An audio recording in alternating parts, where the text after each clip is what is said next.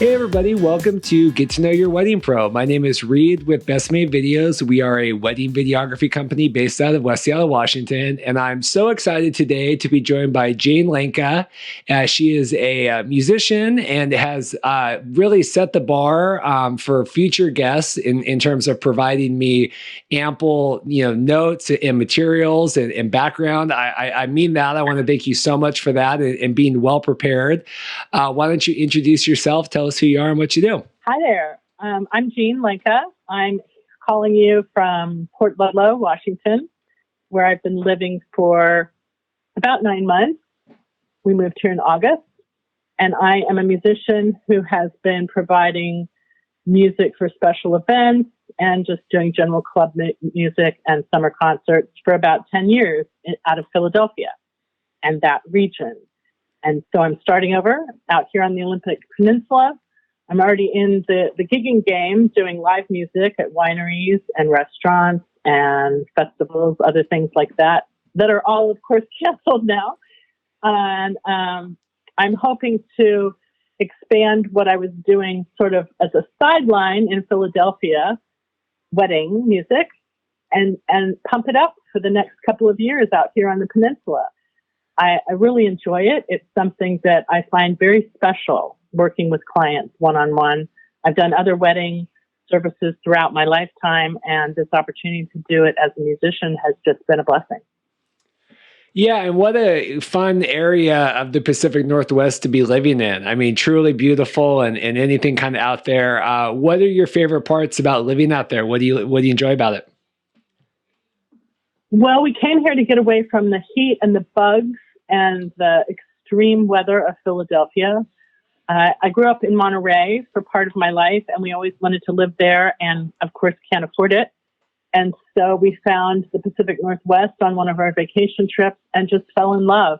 I love being able to drive, whether I'm going to the grocery store or the vet or wherever, I can see the mountains and the sky and the sea all in one trip every single day. And that is an amazing gift. What was the biggest change coming from Philadelphia? I've very few times been out to the East Coast, but was that obviously a big shift? What do you miss, or what was the biggest change of that? Other than, the obvious beautiful benefits, the biggest change was probably that you do have to get in your car to go anywhere. I can't really get on my bicycle and ride into town to the farmer's market and ride back with vegetables. I can't run around the corner to a Wawa and pick up ice or milk. You kind of have to leave with intention and maximize your trip.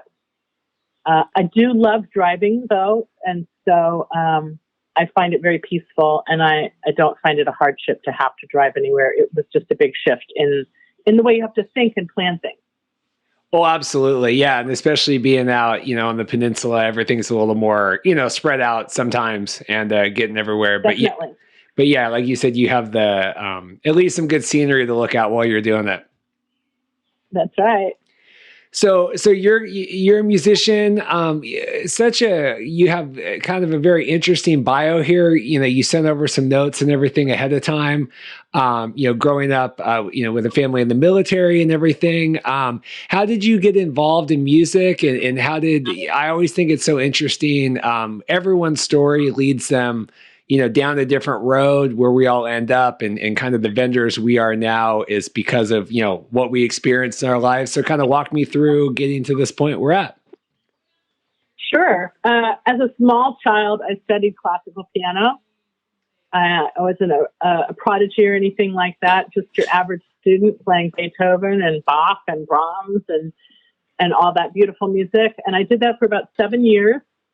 I sang in grade school choir and high school choir. I was always in the alto section. Altos never get any glory. We never get the lead. So we always think of ourselves as our harmony singers. And then I went off and ended up getting married a lot sooner than I thought, raised 3 children with my husband in the military. And then we got out and moved to Pennsylvania, where we spent the last 23 years. And I have to say that it's my children who led me back to music. If you're lucky, you have children in a school district where they get to start to learn music in grade school. And mine picked up music in grade school, on into middle school. One of them screamed in a death metal, jazz, experimental band for a while. And it was watching them grow up that brought me back to music. And through people I met at church and through the school, you know, we sort of reached a point where our kids were growing up around us and we needed to stop hovering and find our own stuff to do. And one of the guys in my life said, well, let's just start a garage band. And we all laughed at him. And he said, no, I'm serious. He said, if sixth graders can do this, we can do this. So that's what we did. He handed me a microphone and a piece of sheet music. I think it was Carole King's It's Too Late. And he said, can you read? Let's go. And we goofed around for a while. And 12 years later, I was running 3 bands, summer bands, and a music circle and a women's jazz collective out of Philadelphia. And it all evolved into something I would have never, ever expected for myself in my life. It's so interesting. And we were just talking kind of before we started recording. We just posted Ben Meadows' podcast today. He's a DJ. And it's so interesting. That was an excellent interview. Yes, no, and he did great. But talking about music and how it's just so important for, you know, every aspect of our lives. And especially when it comes to, you know, our wedding day, which is, you know, with your partner and you're supposed to, you know, combine your families and friends and everybody. And it's just interesting how important music, you know, throughout our lives. I guess it should be no surprise how important it is, you know, for one of the biggest days of our lives as well, right? That's true. It's so interesting you say that because now I think back to my own wedding and we didn't have any music. We had absolutely no music. I forgot about that. We sort of had a stop and go wedding. My husband was on deployment from one place to another, and we popped into town, had a church wedding and a dining room, backyard, cocktail reception, and then we bailed and were off on the road to move to a new state. And we never had any music at that event.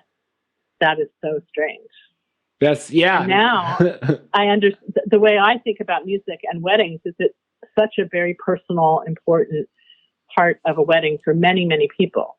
There are those of us who love DJs, and I love DJs. I love listening to Ben talk about his experience. And then there are others who all they really want is someone to come and sing this one special song in their ceremony. And that's their whole focus. And the rest of it, how it folds around them, doesn't matter so much as long as it's pleasant. So everybody's different. And today there are so many wonderful different options and ways you can go with live music, with DJ music, and blends of the two. No, it's crazy. I remember we had a wedding this summer up in like Rosario Resorts, like up in, you know, the San Juan Islands, and they had the couple had a singer come out, and you know, at first we're just kind of running, getting everything, and I'm like, oh, this guy must be someone that lives up here, you know, whatever. I mean, who would pay? Right. I'm so dumb. You know, who would pay and make this a priority? Right. And that's my own, you know, here I am expecting people. Right. But it's, you know, it's every day is a learning experience. And it wasn't. And this guy was, you know, a phenomenal singer and, you know, really well known and, you know, plays around and whatever. And, you know, the couple thought it was, you know, so important to them that, yeah, you know, they did pay him to come up and do, you know, cocktail hour and then sing a cover song for their first dance. And I just thought that was such a testament to how important that was to them, right? And the experience and just kind of making everything. And I thought, well, that makes perfect sense that you would have someone come up and do that, because as important as flowers or napkins or video is, you know, music and really setting the tone of the day is equally as important. You know what I mean? Right. And it can be so different for everyone. You know, it's quite possible that gentleman could have been from what is that? The Rosarios is on Orcas Island, right? Yeah. He could have been from Orcas Island and been a magnificent musician. And often we don't know who's in our own community. And so the easiest thing to do is go online and click and look for a band or a DJ. And one of the things that I love to do is work with the musicians that are local to the communities where the weddings are happening that I'm doing. And as a jazz musician, I have the freedom to play a little bit with who is on my team. I have core musicians that I work with on a regular basis. But if we're going down to Olympia, for instance, I might take 2 of my own musicians and pick up 2 musicians down there to fill out the team. And that makes it all different and creative and exciting. Do you enjoy, and I think this is an obvious answer, but I guess talk about the enjoyment you get from really customizing, working with your couples, really figuring out what's going to be right, what they want, what's going to work. Talk about that kind of whole experience. Oh, I really love it. I mean, I love that even just if I'm going to go do a winery gig. I tend to be, my musicians will tell you that I tend to be theme obsessed. You know, if it's right after New Year's, we're going to do a whole evening of music all about time. And if it's right before the Grammys or excuse me, the Academy Awards, we're going to do a whole evening of music that comes from film songs. So I love pulling together set lists that mean something, whether it's for a wedding or a church service or a special show. And I pour that into my work with couples. I have some sample music set lists up on my website. And if you look at them, you can see that there's personality in them. Some of them speak on a very personal level to the music that they grew up with. Some of them, you know, I had a couple get married in a theater and they just wanted all Broadway tunes. And so when we did the In Gathering Music, we did all Broadway tunes. And it was very easy to pull together when you just take the time to think about it. So I do spend a lot of time asking couples, you know, not just what their 2 songs are for their special dances, but what are the songs, what's the music they listen to? Send me your playlist. I want to listen to your music and get an idea of what your music personality is. And then I might suggest some things back to you, and then they'll suggest more things. And together we come up with something that's the core of the music for the evening, and then I fill in around it. And that's a lot of fun. It's so interesting to me hearing you talk about, you know, these different weddings and the theater and the Broadway tunes and thinking how much I miss just kind of with everything going on right now, just that creativity and really getting to share that experience and hear, you know, unique takes from lots of different couples and whatever they want that to be for their day. I do really miss that because it used to be, you know, every other week you're talking with someone about something cool that they're going to do. And that really is something that's been taken away from everybody right now, you know, creatives and couples planning and stuff. It's, I would love to help plan anything even remotely close to that right now, hearing about some of the fun things you're talking about. I know. It's, I feel like I'm starving creatively. I do work well with others, and I don't work well by myself. I find myself in isolation, frustrated, able to start things, but not unable to finish them. I need the motivation from a group to create. And I'm not tech savvy. I'm not on Zoom. I can't play music for myself. I really depend on my musical family. I've made a commitment since I'm home. I'm trying to learn to play the guitar. So I'm learning to play the guitar and singing on the back porch with my dog. And that's my only creative outlet at this point. So I'm really hopeful that we'll get to a point where we can, you know, at least get together and jam in a backyard, if not perform. I was thinking about pop-up concerts for the summer. You know, if we don't advertise it, if it's not an event, maybe we could just show up in a park, spread ourselves out, and play for an hour or so. And anyone who happens to come by can hear and enjoy. Because even if we're not working as artists, we need an outlet. And Yeah. so I've got to find a way to do that. Yeah. No, absolutely. Yeah. It just struck me when you were talking about that and just like, man, it's been forever since I feel like I've talked with anybody about like, so this is what we're thinking about doing. And I think it was something that we really took for granted, right? Or I did, hearing about all these cool, fun adventures and stuff that people wanted to do. And now it's like, I mean, it's just been forever since we've talked about any of that stuff. It just seems like a distant memory. Talk to me in some of these wonderful notes you sent over. You noted that you lived in Germany earlier on. Talk about, I mean, just being, expanding anyone expanding their cultures and, living somewhere else. I mean, what was that like for you, and also kind of creatively as well? That's an interesting question. We are a military family. My husband was a C-130 pilot in the Air Force, and I also grew up as a military brat. My father was in the Army. My mother was in the Army before I was born, and so my experience with the military growing up was that we were constantly moving. The Army moves you a lot. My experience with my own family and my husband's service was that we barely moved at all.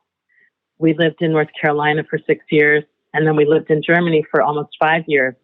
And we got to live in Germany during this joyous time when my children were age 4 to 8. Over that period of time, actually 4 months to 8 years old. And we threw them into the German schools. The Germans do everything with fanfare and festivity and lots of cutty-pasty building things, lanterns out of paper that get carried through the streets with songs and stories. And it's like a fantasy land. But it's also very orderly and logical. And people sweep their gutters and shop on a daily basis. They don't go to Costco. And so we learned a lot about intimate culture instead of the big American, let's go to Costco and Kohl's and everything this weekend. They spend their time out in nature, out at festivals, in their gardens, creating things with their children. It's interesting that you bring up this question because one of the projects that's on my mind for the future is to do a children's music project. And I think that part of that comes from our experience there. The song, the story, it's all woven together. And it would be really nice to produce something like that I can share with another generation when we're gone. But I think that living in different places and having different perspectives really gives you an opportunity to understand people that are different than you, to look at situations from different angles, to troubleshoot. I've done some troubleshooting in my wedding music work. I've worked with a lot of LGBTQ couples, and there are often dynamics and nuances to working with those couples, whether you're a musician or a wedding planner or a coordinator, because things aren't always as simple as one might expect. There are often lots of heavy emotions and dynamics. And I think I also learned a lot of that from my experience working in prison and the prison education program I worked with for 15 years. But that's a whole different topic. So. Well, that sounds interesting too. I'm what you call a Renaissance man or woman. I always grew up thinking, the Renaissance, the chief cook and bottle washer, someone who knows a little bit about everything, but isn't an expert about anything. Although I consider myself a very talented musician, I'm not an expert. I'm not classically trained. I didn't study jazz in school. I studied religion and feminist studies in school. But those are Renaissance majors. When you look at when you study religion, I think that did Ben Meadows say he studied religion also? Yeah, I believe so. I think he did. When you study religion, you're looking at the way we believe we are in the world from many different perspectives. When you study women's studies or feminist studies, you're studying many different academic subjects from a certain perspective. And you're studying a lot of race, class, gender studies. And it just gives you these multiple lenses to look at a situation with. And I think that I bring those skills and those experiences from studying those subjects and the travels in my life to every situation, even if we're just sitting down trying to figure out. The last wedding I did, the couple wanted to have their family play music on stage. And the couple wanted much more music than they could afford. And so we worked with them closely for several months to figure out how we could make this happen for them and how we could shrink some aspects. And still, we ended up allowing them to play with their family members to play with our band for part of the reception. And we brought a DJ with us who was able to extend the evening beyond. He was our sound guy and our DJ. He was able to extend the musical evening beyond what they could afford for the band. So, just thinking about how to troubleshoot those things creatively can make all the difference in the world at someone's event. Well, and like you said, and like Ben said in his interview too, studying these things and experiencing these, different things, it just helps us as vendors kind of work with, a variety of, couples and people and kind of in your day-to-day life, we're kind of, we are who we are and we're, kind of in whatever bubble we're in. But, it's so great in the wedding community where you do get, couples from all walks of life and all different backgrounds and cultures and religions and everything. And it's so cool to be able to, kind of live outside of even like, I would not know anything about anything unless I got to meet all these cool couples, right? Like I would be totally stuck in like my, just kind of in my own little bubble. And it's so fun to be able to experience kind of all those different things and desires for, what people want everything to be like. It's just kind of it's a fun world we live in that way, It is. It's very different than our parents' world. I know during my parents' generation, everything was very formulaic. If you were going to get married, you had a wedding and you wore a dress and you had cake and punch in the church reception hall. And if there was a musician, it was the pianist or the church organist. And there are so many different options today and so many different ideas. The creativity that brides and grooms have is amazing. And many of them are DIY masters. I love it. I love seeing what people can do. And I also love working with people on budget. I find to be honest, I haven't worked with a lot of people that aren't on a budget. And so I find that when people are on a budget, they're much more open, creative. They have ideas that are out of the box. And that's a lot of fun. Even though it's a challenge, it's a lot of fun. No, I'm kind of in that world too. And I belong to like videography Facebook groups and stuff. And I always see these, usually on the East Coast or in international, whatever. And they're talking about all these, big budget, whatever. And I said, I don't know. That's definitely not our world. Like we're definitely like you in the, what can we do to make this work? And I think especially now with kind of everything changing and adapting, it's going to even more kind of be up to, vendors, us as vendors to kind of like make budgets work and figure out like, well, what can we do or what can we accommodate or how can we, whatever kind of customize whatever we need to, you know what I mean? Right. Even the new trend towards elopement, I find fascinating. What does that mean exactly? Does that, in my day, an elopement meant that you got on an airplane and you flew to France or something or to Las Vegas and you got married in secret, and then you came back and told everyone about it afterwards.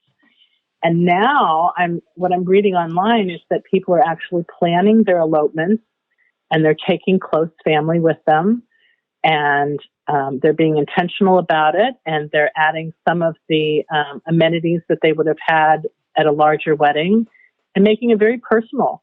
And I think that that's new and refreshing. And I'm excited to see where that goes, and excited to see how music can be involved in it as well. No, absolutely. I can't remember one of the recent. I can't even remember if it was one that we've posted yet or not. To be honest, but we were talking about that elopement like used to be like a dirty word, or like just a different, like you said, like we're running off somewhere, and now, and I don't, elopement, I guess, is the word that we've all chosen to associate with it. But yeah, it is just more that just smaller, really. Finally planned. It's the same as a wedding, just on a different scale, and it's not any better or worse, or any, it's just different. And I do think that we're gonna see a lot more of that, just with legal stuff, and just safety issues and health issues and everything else. Right. We all have to approach our business differently as we move into the future. And, it's a little bit of a reality check. It's time to check in on our paperwork. It's time to check in on ourselves as we enter into contracts with other people, and try and find a way to protect ourselves as business owners, but also be kind and considerate and understanding when situations arise, whether it's a COVID epidemic or whether it's a death in the family or something else. I want to talk about a little bit more about your history of performing in jazz clubs and things like that, and just more of that, just the performance and vibe, and talk about kind of your experiences with that. I do every year we film for Seattle Jazz ED, or Jazzed.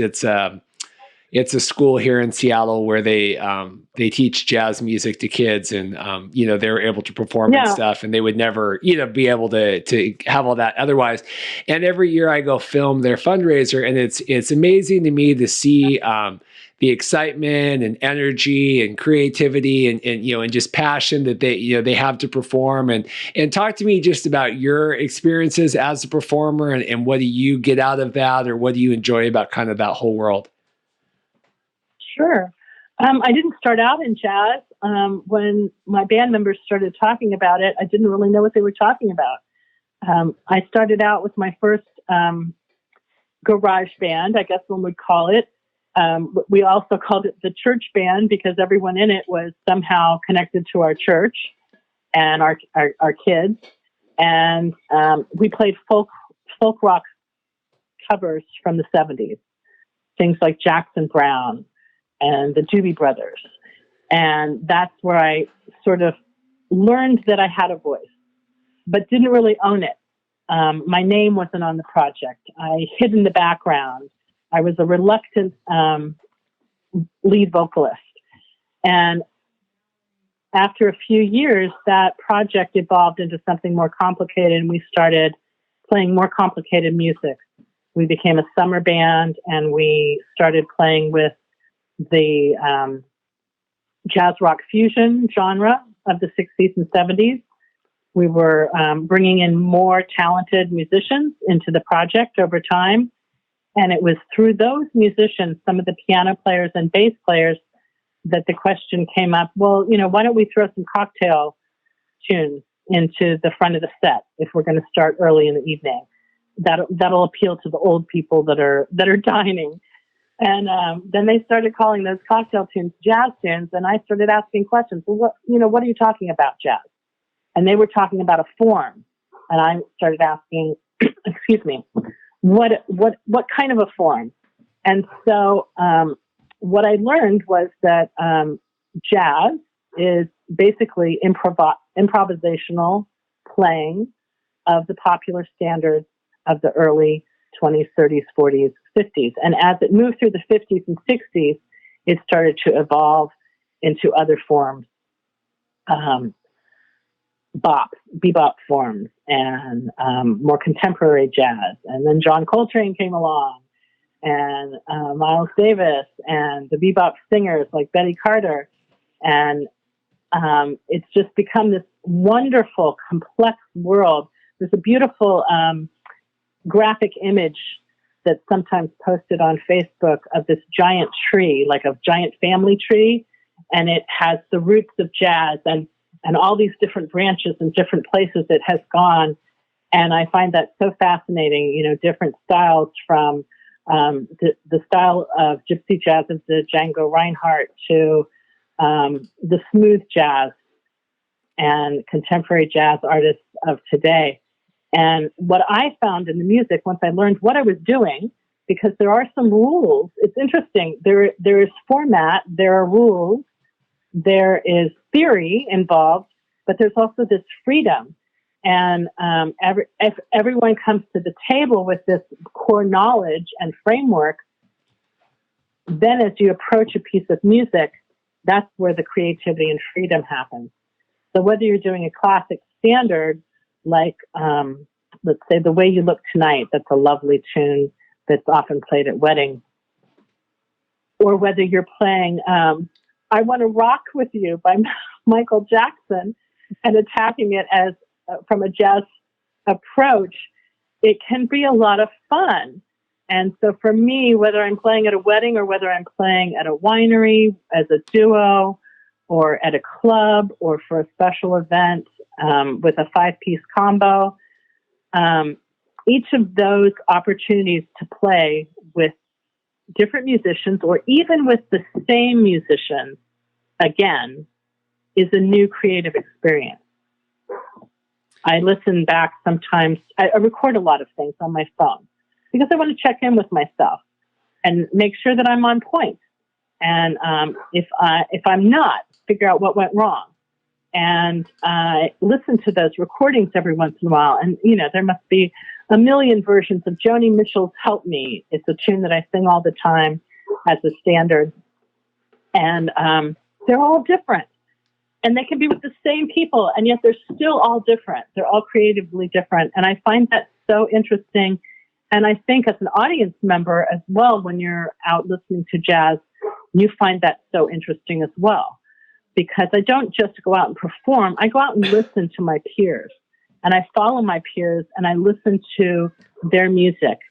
And it's equally as creative and changing and evolving. And that's exciting. Jazz is exciting. Talk about relating, a lot of the creativity you have, the passion, energy, performance, all that now to, working with couples. If they, were to, they do reach out to you, they were to reach out to you in the future, walk me through that process of how it looks to translate a lot of the, the visions and stuff you have into kind of, making someone's day perfect like that. Sure. That's a great idea. When possible, I like to meet with a couple and even members of their family in person at first. Have a coffee conversation, get to know, who they are, where they met, how did they decided they were going to get married, and what their overall vision is for the whole wedding. Just in brief, I don't need to know all the details. And that gives me a picture. It gives me a vision of what they want to create. And then I like data. I used to serve as a wedding coordinator, wedding day of planner, all those different things. I also sold wedding dresses and pageant dresses when I was very young. And so I like gathering information. So I usually, after that first initial meeting or a telephone conversation, if we can't meet in person, I send them this intake form where I also gather information that I can refer back to. And on that intake form, we talk about music. I ask them to send me, what's the music they're listening to?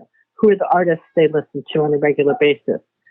What's their Spotify playlist like? And I'll listen to their music. What are the songs that they'd like to have in their wedding? Have they thought about dancing with their father and what that's going to sound like and feel like. Is it important to them or not? Or do they just want me to choose the music for the evening? Do they love trumpets? Do they hate trumpets? You know, what instrumentation are they envisioning? Would they rather have me show up with 3 guitarists and a bass player and do more of an acoustic set? You know, do they like Latin music? And so I spend a lot of time trying to understand what makes them tick musically. Because if you can understand who they are musically, then you can create something that will both appeal to them and the generations around them. You know, you find a core and then you wrap the other things around. You know, you want to make sure that you have danceable tunes. You want to make sure that you have tunes during the dinner hour that are primarily instrumental and aren't going to intrude over people's conversation. You want to choreograph the evening. If I'm doing a whole wedding ceremony to the last wedding I did, I actually did it with a broken leg, which is a different story. But it was choreographed around a song called Polka Dots and Moonbeams. A country dance was being held in the garden is the first line of that song. And it was a country wedding on a farm. And the ceremony was in the garden. And the rest of the event was in a small tent. But we wove that song throughout the evening. It became both the song that the bride walked into for her processional, and it became the transitional theme between each of the different sets. And as we would move to cutting the cake or move to the toasting, and it really served as a thread to bring the whole evening together.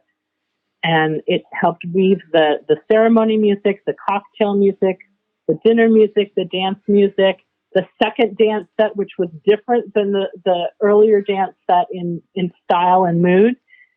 And that took time and creativity. And I enjoy doing that. To me, that makes it a more satisfying experience for both my clients and for my musicians and I. And we worked on that music. You know, there are times when we can just show up and do a gig. You know, we show up to the job, we've got a list of charts, the music's been planned, and we play it, and we play it well. And there are other times when, you know, we're going to get together 4 times, and we're going to learn those 5 tunes that are really important to them that we've never heard before. And we're going to make sure that we do them really, really well. And that seems like it takes a lot of extra time from the musicians, but it also provides gratification when you nail it and everything comes together. So that's sort of my process. I also, you know, try and work with financial aspects. You know, there's the budget that's always important, and budgets for music have declined over the years. You know, when I started doing weddings, I would go online and see, okay, well, what are people paying for music? And you'd see these spreadsheets, and maybe 10% of a budget on music. I think I read today online on something posted on Facebook that couples are putting 4% of their budget into music. And, you know, 4% of a $20,000 budget is $800. And that's not a lot of money when you're asking 5 musicians to come and play for 5 hours, plus the setup and the breakdown and the travel and everything. So how do we navigate those challenges? How do we navigate valuing musicians and valuing the gifts that they give, and balance that with ever decreasing budgets? And they'll probably continue to decrease. So we have to think creatively and work locally. I think I mentioned before that if I was doing a wedding in Olympia, for instance, I might use primarily local Olympian musicians because they're going to cost less than bringing my musicians down from the peninsula. Yeah. And those are ways to be creative and work with couples on their budgets and because live music should be affordable for everyone, at least for part of their wedding. Yeah, is it just, I was going to say, how are you combating that? Just like you said, offering, solutions and things. Is that, do you find that something that you have to educate, potential clients about, or I like, do. I do. I find that there's a perception out there that if you want to have live music at your wedding, that means hiring a wedding band. And if you go online and search for a wedding band, you instantly see quotes about price ranges that can run into the $5,000, $10,000 range, and it doesn't have to be that. It can be much less. And for a full day of music, I think that I can accommodate a full day of music for $3,500 with a large band, and that's working locally, working creatively, trying to compensate everyone fairly. Now, if you ask us to travel to Orcas Island, for instance, we're going to need a room, we're going to need travel compensation, other things like that. Have jazz, we'll travel. I'll travel anywhere, and I'll pull together a beautiful band for you anywhere in the world. But it's the travel and the lodging; those are the things that start to add up. And so, being able to resource musicians anywhere in the world is a talent, and there are ways to do that. And most people don't think about it, but it does happen. so in kind of listening to you talk today, it does, and from looking at everything you had sent over before too, in your website, I mean, it does seem like, a lot of your strengths, are like you said, figuring out, flexibility and, pulling in different things, and also being able to kind of handle, a lot of different, again, cause I'm kind of the, the dummy here, right? Like I think about like a wedding band, or like, there's like a string things or whatever, but like you can really kind of accommodate, lots of different, things that someone will be looking for, right? Is that fair to say that if someone were going to you, that you could be able to accommodate, a vast, combination of different things they're looking for in terms of musical needs and, styles and things like that? I believe so. I believe that if someone comes to me with a vision for their music, I can do the best to make it happen myself and with my own musicians, or I can help them find someone who can meet their needs. And, for instance, thinking outside of the box, I like to think outside of the box. Let's say someone's going to have a backyard wedding and they want to have live music, but they can't afford a wedding band. And maybe they can't afford me. I bet you I can find them a local bar band that'll come and do their music and do a very good job and make it work for their budget. And I'm happy to help with that. I'm happy to guide them in that direction, even if I don't get the job. I hope I'll get the job, and I hope that I can work with them to provide them what they need. But I'm never going to walk away and leave someone standing there saying, well, now what do I do? Because it can be intimidating, I mean, people, like I said, I'm in the wedding, world, and I don't know all the odds and ends of, each vendor type. I mean, it's really hard, right? And it is a lot of, Right. education and communication, no matter what field you're in. I also make a habit of trying to keep my personal overhead down. I don't buy tables at big wedding events. I can't afford them. Because I try and keep the budget under control for my clients, that doesn't give me a large profit overhead. And so I don't have $1,000 to buy a table at the big event in Seattle, or however much. I know some of them cost even more than that. So I do guerrilla marketing.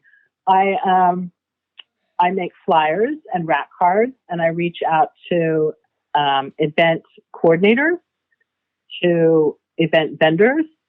Sometimes I'll show up at, I actually went to the wedding expo out in Port Angeles with my brand new puppy, and I parked right there at the entrance by the parking lot with the back door open, you would be amazed at what a PR magnet, a little puppy is. And so, there wasn't a lot of music offered. There was one DJ at that event. I went inside, I met some vendors, built some relationships. But on the way out, I just asked them, hey, have you ever thought about live music for your event? And then I handed them my literature. So I try and think creatively as well about how I market my business. And that keeps my overhead down. That keeps my financial needs down when working with a client. So I'm not building in that extra 20, 30% onto my business quote to help carry my business. But I'm also not working every weekend at weddings. I would say maybe I do 4 a year. It would be nice to do more in the future, especially as I'm settling in here out on the Olympic Peninsula. And I'd like to grow my business in that direction. And maybe I'll change the model of how I work as I see what the needs are of the community and what works best. But for now, I'm a word of mouth person. I use Facebook. I use my website.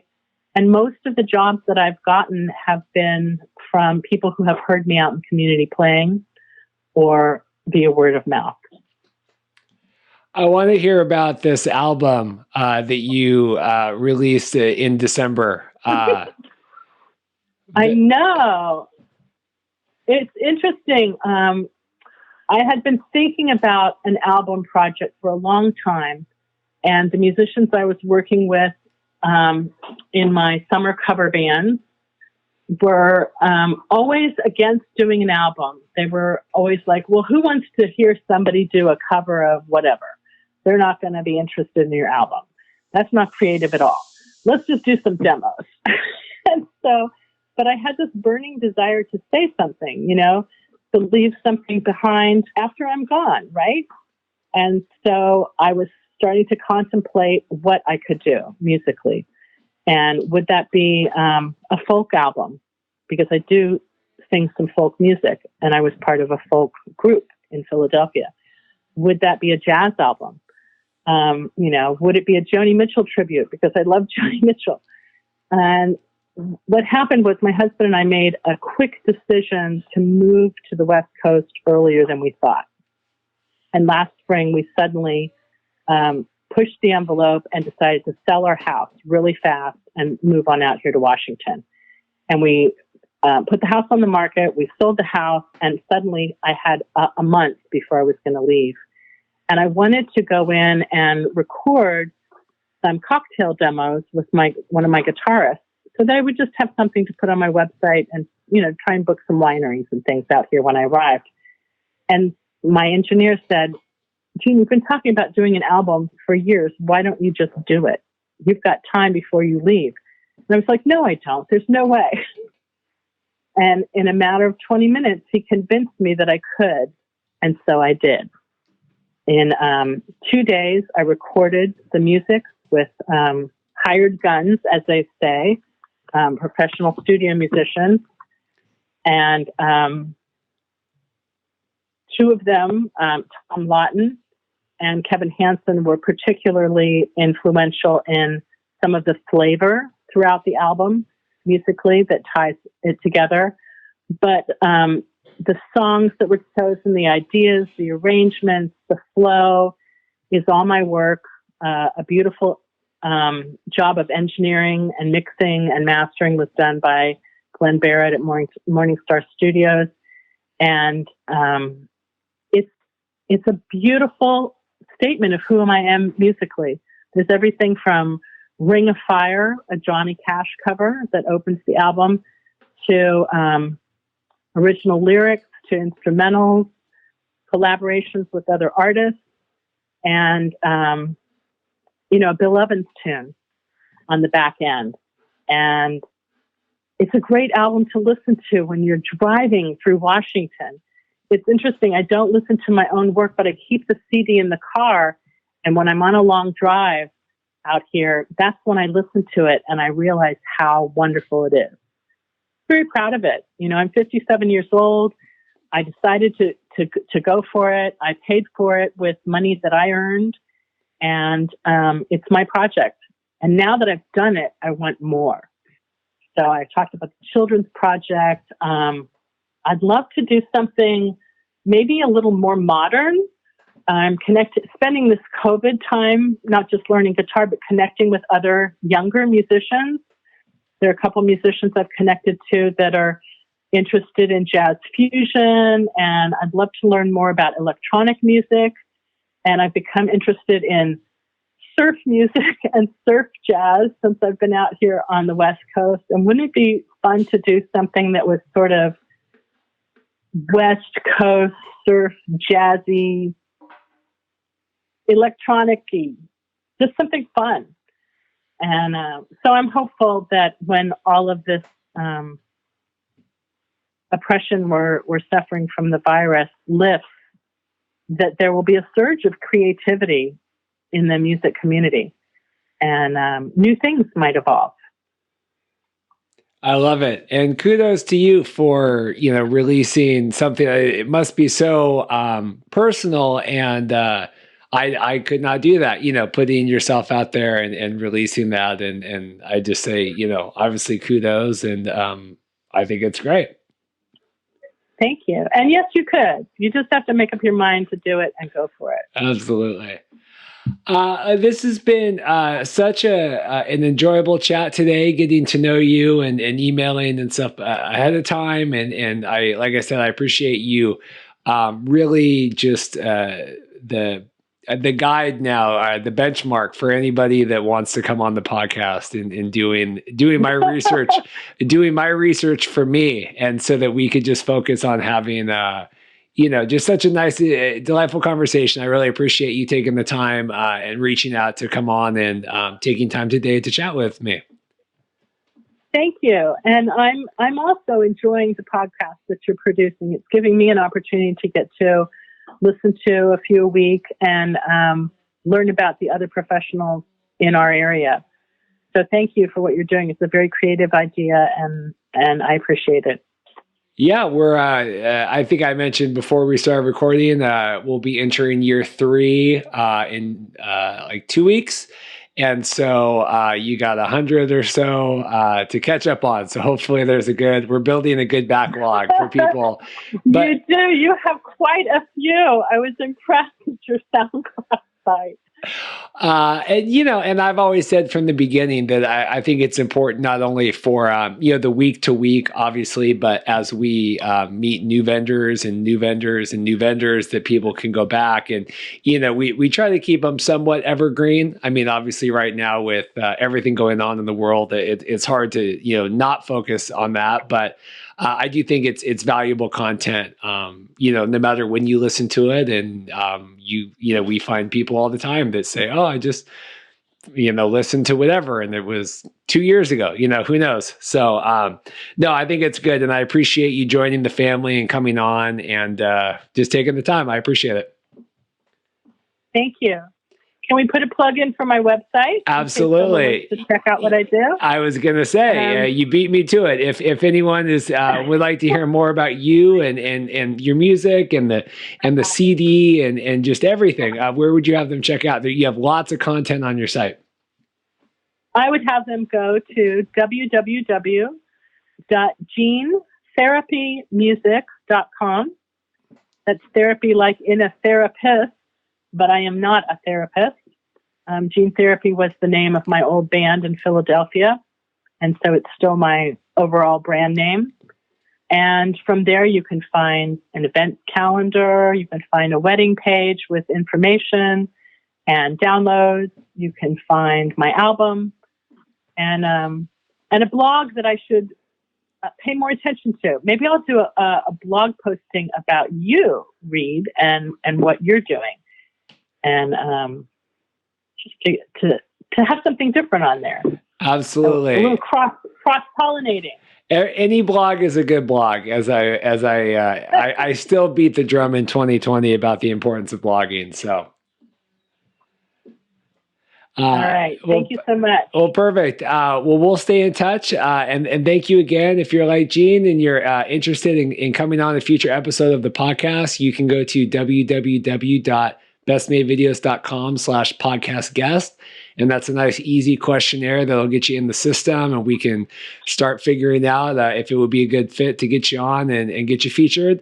Thank you so much again. This has been another episode of Get to Know Your Wedding Pro. Check back next week for another wedding vendor interview. Thanks so much. All right. Peace and good health to everyone.